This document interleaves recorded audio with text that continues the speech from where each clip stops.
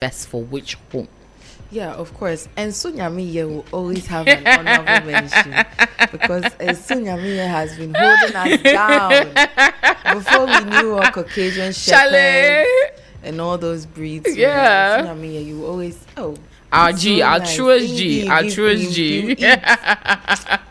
Anything you eat, they'll eat it. They don't stress, they don't fuss, and they do well. At all. Oh my goodness. But yeah, there's a lot that goes into pet selection because different animals, even within the same species, different breeds have different levels of commitment and needs. So you can, if we take dogs for example, you can have a Sunyamiye on one hand, you can have maybe your Caucasian Shepherds on another, or your Belgian Malinois. And people tend to hear these fancy names and they want to pick pets as a symbol of status rather than realizing that there's actually a lot of work because there are some breeds that have a very high energy drive. If, let's say, you live alone in an apartment and you want to get a dog, you should stay away from the Malinois, stay away from the Shepherds, stay away from the Dobermans, stay away from the big dogs that require a lot of attention and a lot of energy. Because you leave home today, you go to work, you come back, and the whole apartment is destroyed. The dog is not a bad dog. It's just that they have energy. They have so much energy, and if they don't get to expend that energy doing tasks, they will redirect that energy onto your shoes and your socks and your sofa and your furniture and all of that. So when you're picking a pet, you should pick one that fits into your lifestyle. You shouldn't adapt your lifestyle to the pet, but the pet should be able to fit into your lifestyle in a way that is convenient for both you and the pet, so that nobody is left wanting at the end of the day. Me like this, I want a snake. Huh? Yes. What? AJ, when I start living on my own, I would like a snake. Right Why? now I'm in my mother's house. So she'll fight you. Okay, why the preference for a snake? Personally, I think snakes have a lot of personality. Yes. And like I mentioned about breeds, even within the same species, there are different types of snakes. So you can have the cobra that everyone is scared of. And you could have a cute little African rock python, which is not venomous. So even if it bites you, it's only going to be a little sting. We have the really tiny snakes that are not harmful to humans and would only eat maybe mice or small insects or small rodents. So, and they are also very low maintenance. Really? A snake eats maximum once every 3 days.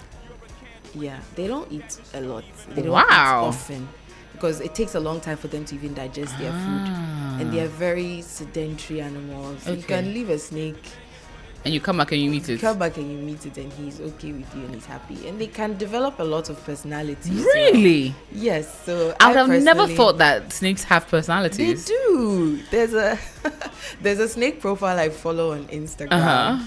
The snake is called Tofu, and he has a lot. He hates carpets. So if you put him on a carpet, he hates it, but he loves like tables like these. He hates certain colors, but he likes certain colors. So snakes have a lot of personality. Really? I would have never thought. Because dogs have and it was quite interesting when I started realizing that dogs have very animated personalities.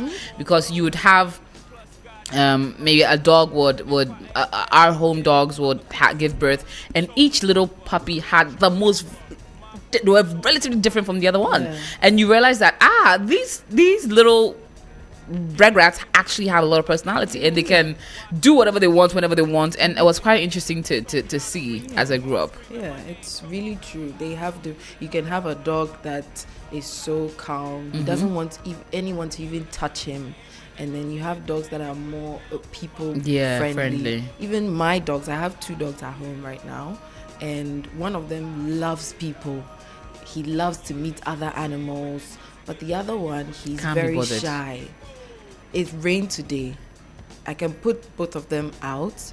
One of them, in 30 minutes, his whole body is dirty. And the other one, he hates water, rain. He doesn't want to even step in the rain. It's so interesting. So when immediately it rains, I'm like, okay, you come inside. You can stay out because I know that you'll be good. Yes. You'll be good. So dogs have their own personalities. All animals have their own personalities. Yes. Some cats can be very spicy. Yes, and some can be very nice. Yeah, there's a running theory that orange cats are the ones that are the most spicy. Maybe you haven't heard it before, but I'm sure if you have an orange cat at home, you realize, This one, they are very different. Okay, They require- so okay. It's very nice to know that every animal is different, and it's important to pick the right animal for your lifestyle.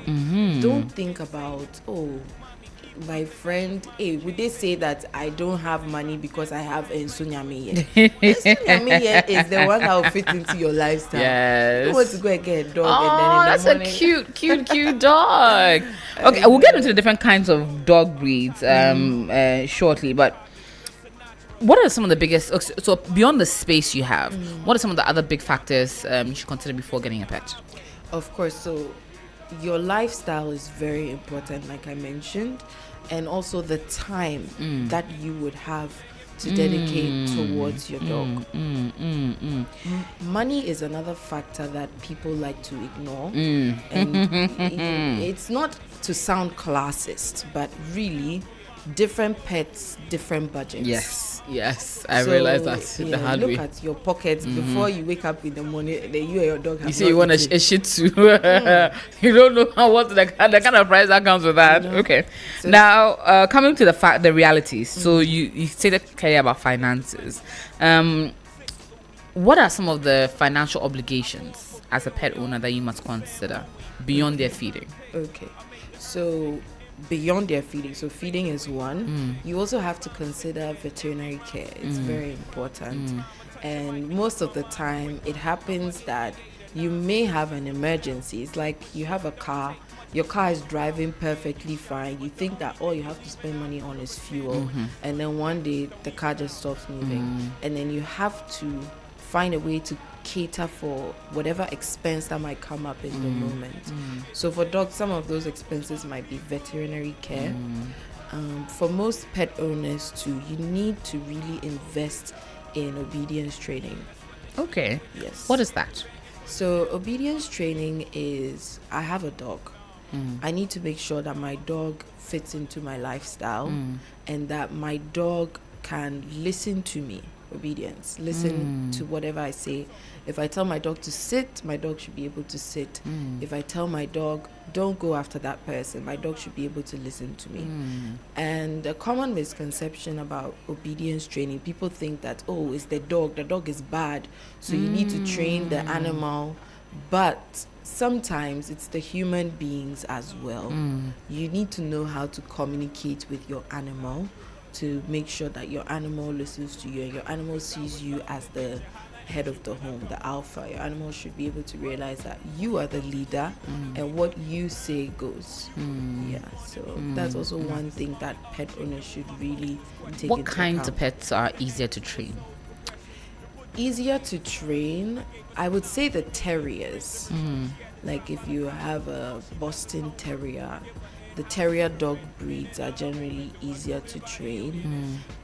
Cats, I wouldn't say cats are easier to train, but cats generally need less training because instinctively they know that, okay, I need to go in the litter box. You don't need to teach a cat. You can put a litter box there, fill it with soil or litter, and the cat will go in the litter box. So there are some animals that instinctively know what to do, but generally I find that the terrier breeds are easier to train. But every animal, if the conditions are right, every animal can be trained. Okay. All right. Even a snake? Yes, even a snake. Wow. Okay. All right.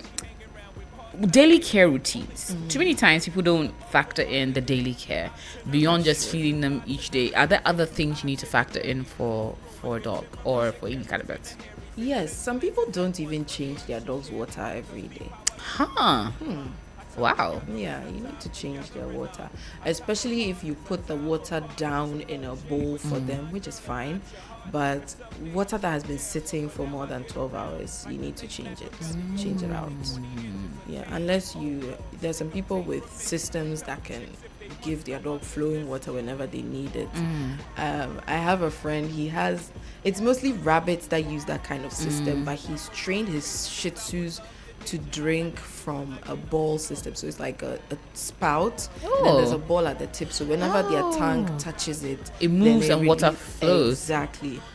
So he's trained his dogs to drink from that. So all he needs is to just fill it, and then every day they get fresh water.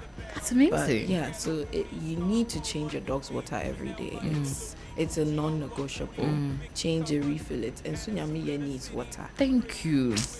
Sunyamiye, by now he doesn't even have a water bowl Charlie. at home. We need to do better for these dogs, breeds of ours. What breed are they? The regular Ghanaian dog. Do we have an actual name for them? Yes, so they are called the mongrel. Oh, right. So that's a breed of dogs that are found in West Africa generally. They're called a mongrel. Unfortunately, we don't have international classification. Nobody has really worked on that. Oh, Charlie. Yeah, you know, every country, you have the Belgian Malinois, the Australian Shepherd. But West Africa, we've not done that. So it's a West African mongrel. Proud. So it's a West African mongrel. Yeah, the mongrel. Yeah. Oh my goodness. I love it. You know? I know we could actually. Yeah. Okay. People keep interesting kinds of pet, like chickens. Yes. Goats. Sheeps. And sometimes the lambs, or the mini. I mean, goats are kids, right? Yeah. They view them as pets. Is that even something that we can consider? Are they really pets? Because at a point in time, you still end up killing them for enjoyment. Oh, some people wouldn't kill them for enjoyment, but yeah, they are pets. I think that there is no one definition for pets that is acceptable, in the sense that there isn't a classification that says, oh, these animals are pets, but these animals aren't, because it depends on where you are in the world. Somewhere in the world, Sunyamiye is being prepped for soup right now. That's true. And somewhere in the world too, and Sunyamiye is living a great life. Yep, I saw this TikTok where a German lady or something came to Ghana, adopted a mongrel, and took it back, Exactly. and that dog is living its best life. Yeah. Okay. So it's all about you, the person, the decision that you're making, that okay, I'm going to live with this animal, I'm going to give it the best life I can possibly give it. I've seen people with pigs as pets. Not that they're planning to consume them as food later on, but they have pigs as pets. And it's just amazing. So I don't believe there should be any classification When it comes down to that. Yes. Now, coming to veterinary care, as a veterinary doctor, what are some of the basic things that each pet owner must do to care for their animals and consistently throughout their lifespan of that animal? So a lot hinges on how you get that animal. Some people have animals that are born into their home. Some people decide to purchase pets from a source. Some people adopt animals. Some people find animal strays and decide that, okay, I'm going to live with you from now on. So at whatever point that, if your animal was born at home, that's different. But at whatever point that you first make the decision to get an animal, you should contact a vet. Make sure that the animal is the right fit for your lifestyle and for you.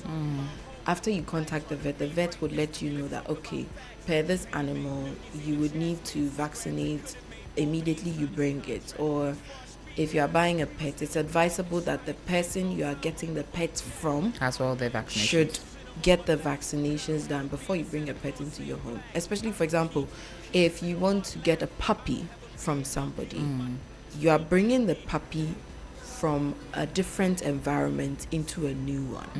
And so it's really important that that puppy is vaccinated even before they come into your home, because just for the fact of the change of environment, it could cause immune stress and just cause a puppy to come down with a disease. So it's important that they are vaccinated before they come into your home. At least one of the vaccinations that they have to What are do. the major ones? So we have our like how in children we have 6 childhood killer diseases, in dogs we also have similar. Oh, okay. Yes, DHLPP, that's the name of the vaccine. And so that vaccine covers the 6 main diseases that a dog, the 6 main viral diseases that a dog can contract and might not survive from.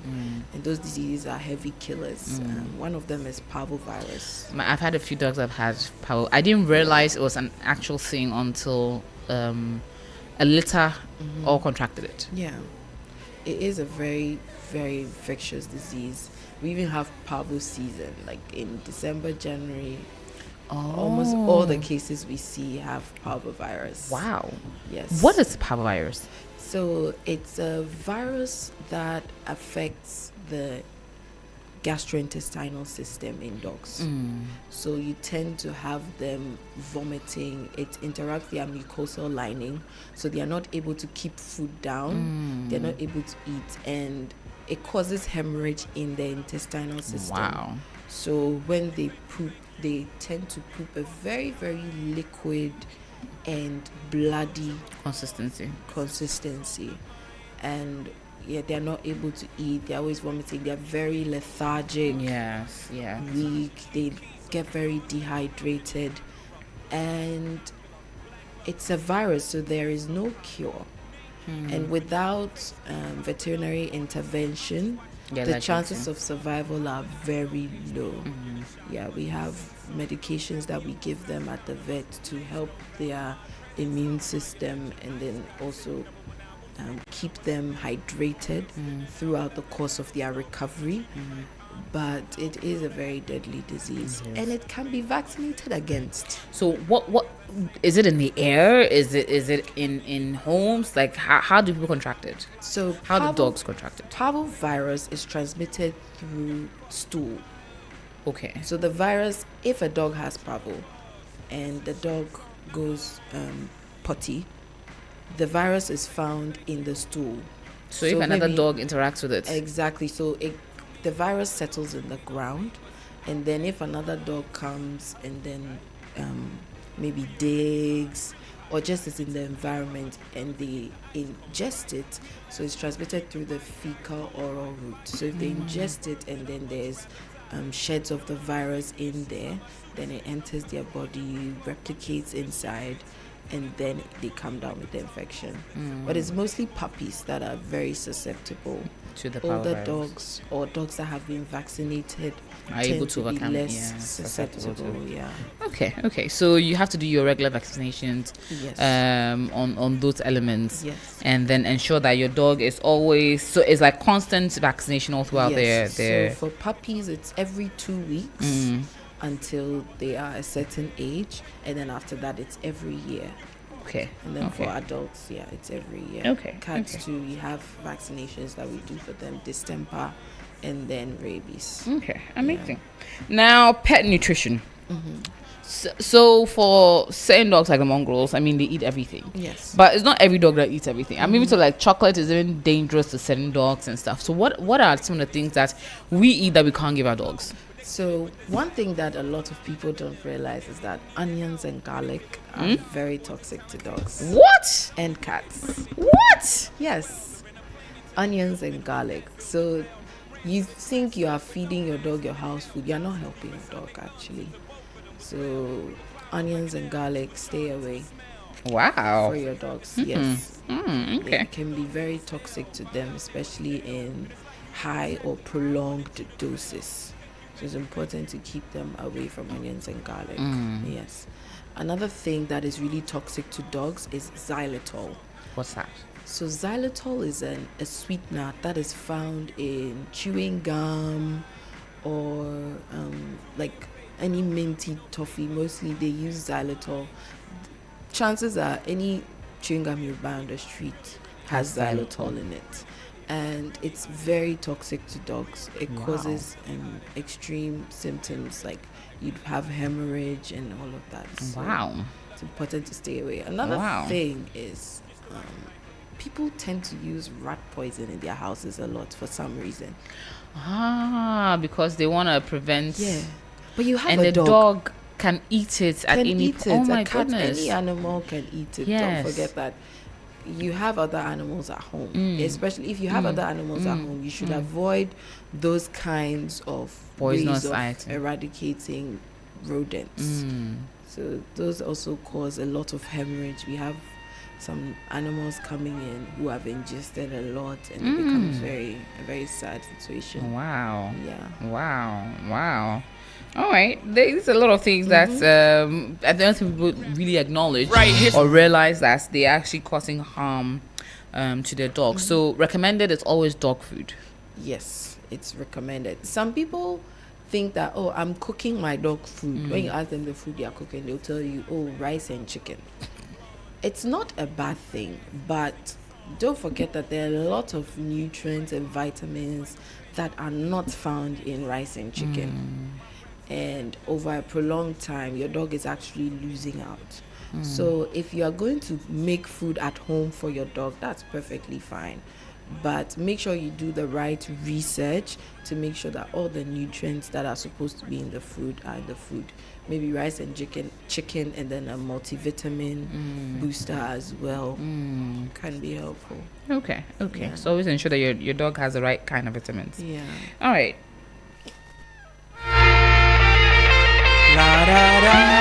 Now, coming to the Ghanaian way of sometimes abandoning pets, you see a lot of dogs walking the street because their owners abandoned them at some point. Either they felt it was too much of a handful, or they ran out of the means to take care of them. They literally just let them go. How do we... Is there a way to curb this? Is there a way we can manage this? Is there a way, as dog owners, you now have to... understand that it's a lifelong commitment to doing well by this pet? How do you work around this? Of course, we see it a lot. Sometimes the animals that we even think are strays, they have homes. But they have homes, but their parents leave them to wander in the day. Maybe they don't have a wall at home, so the dog just wanders, or the cat just wanders, and then they go out, they meet other dogs, they create more babies, and then they birth the real stray dogs who have no homes. And it's really a menace in our society because there are several cases. Sometimes someone will come to the clinic that they were bitten by a dog and they don't know the owners of the dog, and it becomes really difficult to do contact tracing when you suspect rabies or any kind of possible disease. So there's a lot that can be done, both from the side of the pet owners and from the side of the community, as well as from the side of the government, because it's everybody's responsibility. As a pet owner, I would always preach this: if you are not ready, don't go in. It's not by force. Nobody held your neck and said, hey, you need a dog. You chose to do it. Nobody would ever hold your neck and do that. So if you are making the choice, make sure you are well informed on the choice you are making before you make it. If you get to a point where you feel like this, I can't do it anymore, do your possible best to find a person or people who be willing to take the pet. There are so many Ghanaian adoption communities all over Facebook, WhatsApp. I have personally come across a few. Even though we don't have an official adoption agency, there's still a lot of people who are willing to take in pets and give them the life that you may not be able to give them anymore. So try and find a situation like that, and the last resort should be just leaving the pet to wander. That shouldn't even be an option. There are so many options that can help keep our society safe and also keep your pet happy. That's very true. Yeah, that's something that we really have to do. From the side of the community, if you see that there's a dog, maybe you know that, oh, this dog has a home, you can keep pressure on the pet owner, like make them realize that what they are doing is not acceptable. Sometimes when people feel like, oh, there's no one watching me, so I can do the bad things, it's like a traffic light. When people feel like, oh, no one is watching me, I can just jump the red light, versus when they know that, hey, if I if I jump this light, there will be consequences. Those consequences can come from the community. Community should be able to, like in my hometown, there's I don't what's the word I should use, like a very informal law that no dog should ever be seen out and about without a leash, without an owner, and everybody obeys it. It's not the government that told us to do it, but it's like that sense of community where if it will also feel like, hey, if I leave my dog to roam, I will be judged by the community, and that's a great way of also inducing punishment in these kind of people. That's true. So the community also has a job to do. Then to the government, there's a lot that the government can do. We're doing it bit by bit, but setting up an official adoption agency is one of the ways to go. Absolutely. Where people can bring in their pets if they cannot care for them, or animals that are seen across the country. We could have different shelters that could host these animals, and we could also have legislation that makes it possible to properly penalize pet owners who are found to be doing the wrong thing. Well, my raps we'll don't surely be wrapping up the conversation. make jackets won't go and commit felonies. But recently, they've asked that the Ministry of Health should ban the total slaughter of cats and dogs for human consumption. What's your stand on that? I find my stance a little controversial because I don't believe in that. How so? I think that comes back to what I mentioned earlier about how any animal can be a pet. And it comes down to culture, in my opinion. If people have a certain culture of doing certain things, it would be inhumane to impose a different thing on them. Also, what are we saying? Are we saying that cats and dogs are worthy of love, but cows and goats are not? Is True. that the message that we're pushing? True. If we're doing something, it should cut across all of them. If we're not doing it, then it shouldn't cut across all of them. But to create such a segregation, in my opinion, if we're banning everything. We're banning all food animal production. We're banning all kinds of slaughter. But I've seen situations where there are people, for example, you find a lot of stray cats, and that ends up being their means of sustenance. The area that I work in, I see it a lot. These people, if they see like a cat that has been wandering about seemingly aimlessly for some 1 week, you come back and you not find the cat again. It has entered somebody's soup. And it might not be the best of situations, but at the level that we are at as a country, banning cats and dogs slaughter should be the least of our problems. We should be thinking more about how are we going to make these animals that are kept for food kept in more humane situations. We find people keeping chickens in the battery cage system where the chickens are not able to move. All they do is just eat and produce eggs, and that to me is a bigger concern than whether or not people slaughter cats and dogs. Okay, I agree. Here. Now, in closing, what one mistake do you see pet owners usually do? What one mistake do you usually see pet owners do? One mistake I see pet owners do a lot is picking a pet that doesn't suit them. Yes. And their lifestyle. I see it a lot. Another thing is they think that training a pet is separate from them. So you'd find somebody who would say, oh, I'm taking my dog for training. But they don't realize that they need to be a part of the training. Exactly. Because when they train and then you are the one that is not the one they respond to the orders, it's cause 90. Exactly. So you tend to find a lot of pet parents that are not able to exercise that dominance over their pets.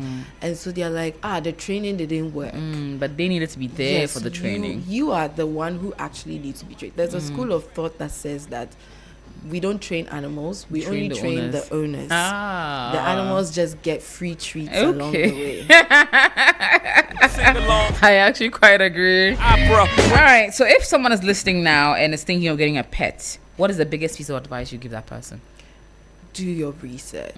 Do a lot of research, not just Google research, but if you know people who have the kind of pets that you want, it's always best to ask them, like, what are your experiences? Maybe if you might not know someone personally, you can find someone on the internet. I mean, the internet is a great place nowadays. Absolutely. Someone might have a YouTube channel about their pet, or someone might be on social media about their pet. Find out what exactly goes on in the care of this animal, and do you think that it's a good fit for me? And it will save us a lot of stress, a lot of mismatching when it comes to pet ownership in Ghana. Is veterinary care expensive? Yes. Thank you for your honesty on that one. But it's something that is necessary. It is. Else your pets will not get the lifestyle or the life they need. It is. It's So very necessary. always put some small money down for the vets. Big money down. Some big money down. Get the You dog. can do small until you get the pets, and then you know that at least as you are looking to buy the pet or get the pet or adopt the pet, make sure you have the money for the vets to also put down. Blackfoot great. Aiko, thank you so much for coming through. Always an amazing time having you here. Are you doing any? There was a dog show you did, a pet show you did the last time. Is it coming back this year? Yes, it is. Yay. In November. Woo! Oh, you come back and tell us more about it. This is definitely auto-tune moments. It is Aiko Adade. She is a veterinary doctor, making sure that all of us who are pet mums, pet dads, potential pet mums, pet dads, are always ensuring that our pets are well taken care of. Now, social media and how we can get interactive with you, for someone who's listening who needs help with their pets. Okay, so my socials are Aiko Adade, AIKOADADE, Instagram, Facebook, TikTok, Snapchat, anywhere you can find me. If you need veterinary care, I work at the La Veterinary Hospital. Just put it on Google Maps. Our phone number is there. You can call, and we'll be glad to provide you with the care that you need. Amazing. What is Pampered Pets? Pampered Pets is my brand. Hey, Yes. I love it. Pampered Pets was birthed on the Ghana's most beautiful stage. Oh my goodness. That was my entrepreneurship pitch. I love that. And it's actually become a thing. Yes, it has. I love it. I love it. I love it. So, what's our specialty for Pampered Pets? What are we looking at? So Pampered Pets focuses on holistic animal care. Anything to do with animal care, not necessarily just veterinary care, but the care that an animal needs to keep them out of the vets. That's what Pampered Pets aims to do. So anything to do with food, treats, medication, care when it comes to maybe if you're traveling and you need a place to keep your pet for. Is that something that is an option now? Yes, that's something I do. I love that. I have So so if many you have people. like 2 weeks out of town or a Yes, week out of just town, bring your pet a to me. vacation, you reach out to Pampered Pets and you can actually drop off your. Of It's like a course. pet hotel. I love it. Oh my god. Okay. Now I am comfortable getting a pet now because it's something I thought about for a long time and I move up and down a little too much. So I'm like, okay, if I get a pet and I have to go for 3-4 days, who would I give it to? Now I know I'll bring it to Pampered Pets. Thank you so much for that. And how can we on social media? It's Pampered Pets. Yes, Pampered Pets GH. Pampered Pets GH. Thank you so much, Aiko, for coming through. And now you know a little bit about your best ways to take care of your pets and everything else inclusive. Pampered Pets has got you all throughout everything. Reach out to Aiko on social media and Pampered Pets GH. Hold up. And get all the details and options and solutions you need. Without a Bringing this back, this is DOA, Death of Autotune by Jay-Z.